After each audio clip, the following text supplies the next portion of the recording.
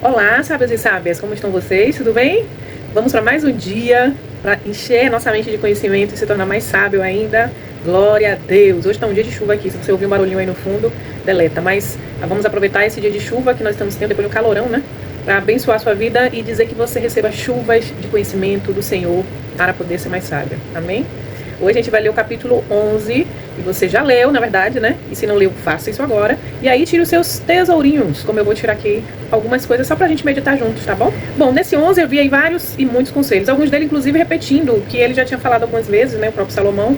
E aí a gente vê a necessidade dele estar instruindo novamente, né? Trazendo de novo algumas instruções e algumas outras novas pra forjar princípios no homem sábio e na mulher sábia.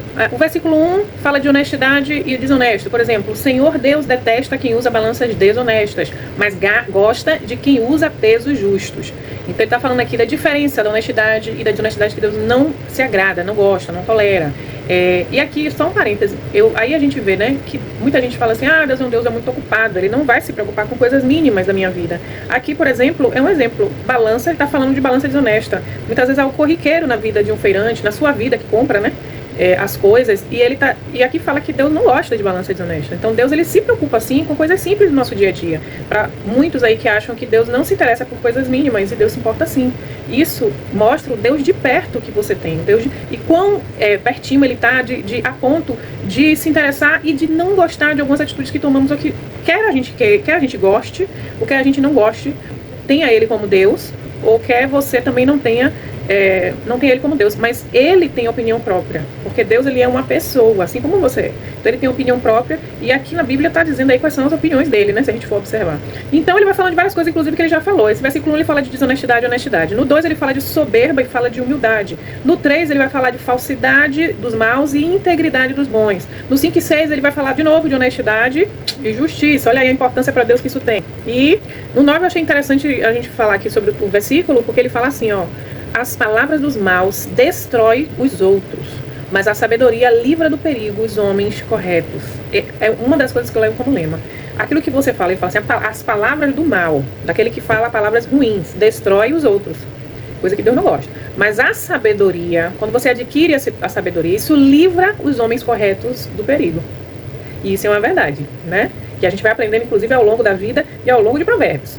Aí, no 12 e 13, vai falar um pouco da boca, né? Dos lábios, daquilo que a gente fala, daquilo que a gente não fala.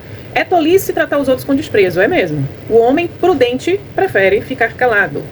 O mexeriqueiro espalha segredos, espalha tudo. Mas a pessoa séria, ela é discreta.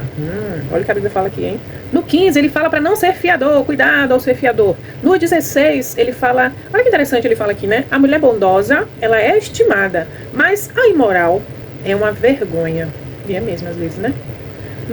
Ainda no 16, ele ainda fala do preguiçoso. E ainda fala um pouquinho do preguiçoso. E no 17 ele fala de bondade. No 18 de maldade. No 17 diz assim, quem age com bondade faz bem a si mesmo. E quem pratica a maldade acaba se prejudicando. Leve isso como lema. Se você é uma pessoa que faz tudo certinho, faz tudo na bondade. E aí, algumas pessoas querem te prejudicar, olha, quem age com bondade, ele faz bem a si mesmo. Ainda que aparentemente pareça, se é redundância, aparentemente não pareça que está dando certo. E ele fala, e quem pratica a maldade acaba se prejudicando. Eu tenho até um exemplo sobre isso, né? Eu trabalhei numa empresa que, enfim, a gente tinha algumas metas.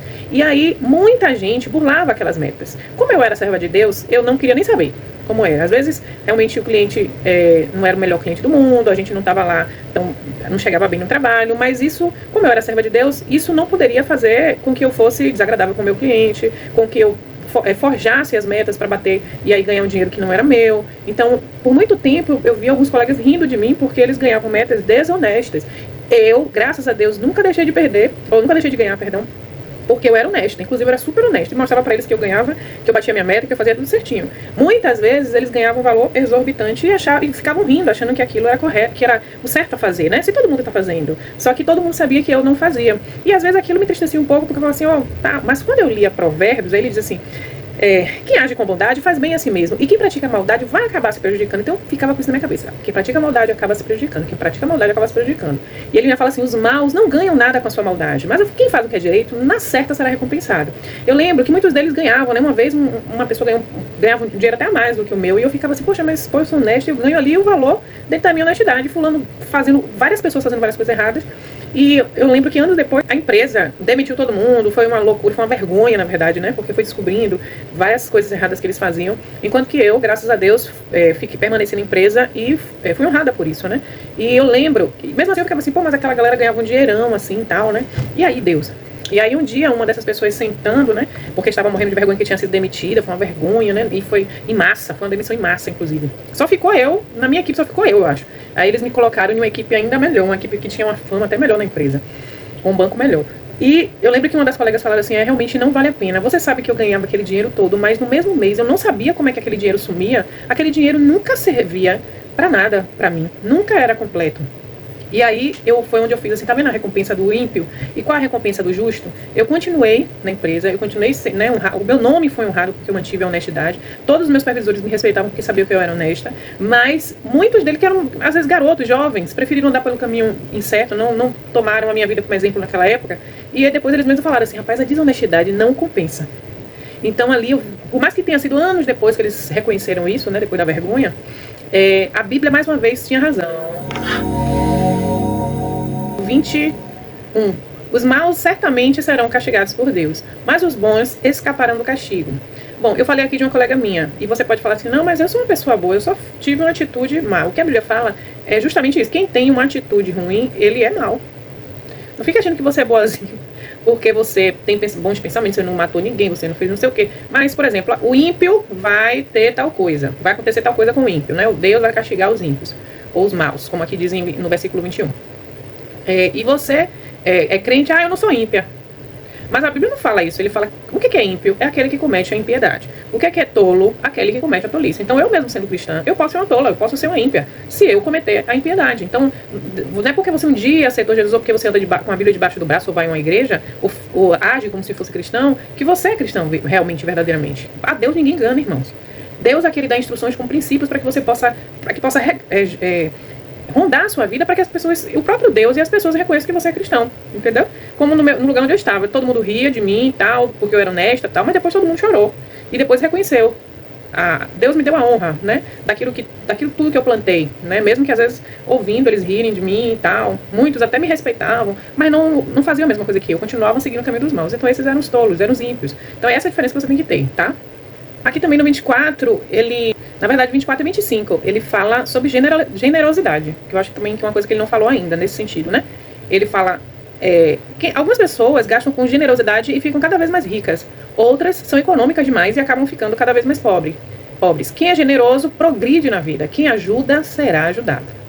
Esse 24 aqui é interessante, porque às vezes ele fala assim, porque aquele que gasta, ele não é falando que gasta desordenadamente, ele fala que gasta com generosidade. E ele fala aqui que essas pessoas ficam cada vez mais ricas. Você vai ver, tem gente que abençoa as outras pessoas e o dinheiro não falta na mão daquela pessoa. E às vezes a gente junta tanto dinheiro e não é só juntar dinheiro que ele está falando assim, você é econômico a tal ponto que você não consegue ser generoso a ninguém. Então ele fala, isso te deixa mais pobre, porque é melhor dar do que receber.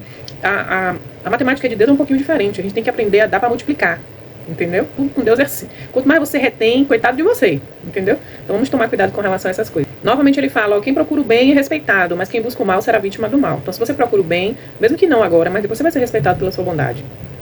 No versículo 28 ele fala para não confiar nas riquezas. Aquele que confia nas suas riquezas cairá, porém os honestos prosperarão como as folhagens. Ou seja, não confie, você pobre ou não, pobre ou rico, não confie no seu dinheiro, porque não é ele que vai te assegurar nada, é Deus. Então ele fala, aquele que confia nas suas riquezas, eu tenho dinheiro guardado aqui, eu estou confiada nisso, eu tenho um emprego, eu estou confiada nisso. Aprenda a confiar, a colocar sua confiança, sua base em Deus, acima do seu trabalho, porque vai ter um dia que você não vai ter e você vai continuar tendo Deus, e é Deus que vai suprir você. Eu tenho aprendido muito isso na minha vida pessoal, Deus tem me ensinado muito isso, e a gente às vezes confia nas riquezas, a gente confia naquele valor econômico que a gente guardou, mas cuidado com isso. Muitas vezes a gente esquece que quem, na verdade, nos dá o ar que a gente respira é o Senhor, e que muitas vezes ele quer mostrar que quer prover você, e às vezes você está confiando muito no trabalho. Trabalho dignifica o homem, mas ele não pode ser o Deus daquele homem, ele não pode ser a segurança daquele homem. Então, cuidado ao confiar no dinheiro guardado, no seu emprego. Minha vida vai mudar quando eu tiver um emprego. Entende? Então, eu tenho aprendido na vida, assim, que independente de qualquer coisa, tem hora que eu falo assim, meu Deus, como é que vai ser se eu não vou ter aquele dinheiro? Aí Deus faz, opa, Você tem que confiar em mim. Confia em mim, não é no dinheiro, porque eu posso fazer muito mais do que aquilo que você pensa ou precisa. E no final, no versículo 31, ele diz: assim como os bons são recompensados aqui na terra, também os pecadores e os maus são castigados. Nunca esqueça isso. Assim como os bons são recompensados, assim como você, por fazer bondade, vai ser recompensado, os pecadores e os maus também serão castigados. A recompensa vem para todos, gente. Você colhe o que você planta. Então, no mundo espiritual não tem diferença. O princípio é o mesmo. Então, se você colheu coisa ruim, pode esperar que você vai colher. Ou se você plantou coisa ruim, vai colher coisa ruim muitas vezes. Se você plantou coisas boas, uma hora você vai ser recompensado. Principalmente se você tiver Deus como seu guia. Ele vai te recompensar. E aqui a Bíblia está dizendo aqui notoriamente que é isso que vai acontecer. Então, aqui eu vejo vários princípios básicos que o homem honesto, o homem sábio, ele deve ter. E aí, se a gente for enumerar aqui alguns, olha quantas coisas que Deus pesa, olha só. E que você deve nortear a sua vida para viver uma vida com propósito, uma vida direita, uma vida honrada e que vai ser recompensada por Deus da melhor forma. Aí eu anotei aqui, ó. As características são 12 aqui. As características para viver o seu propósito, de acordo com o Provérbios 11. Honestidade, humildade, integridade, justiça, retidão, instrução, sempre procure se instruir, providência de Deus, fidelidade, bondade, benignidade, generosidade e sabedoria.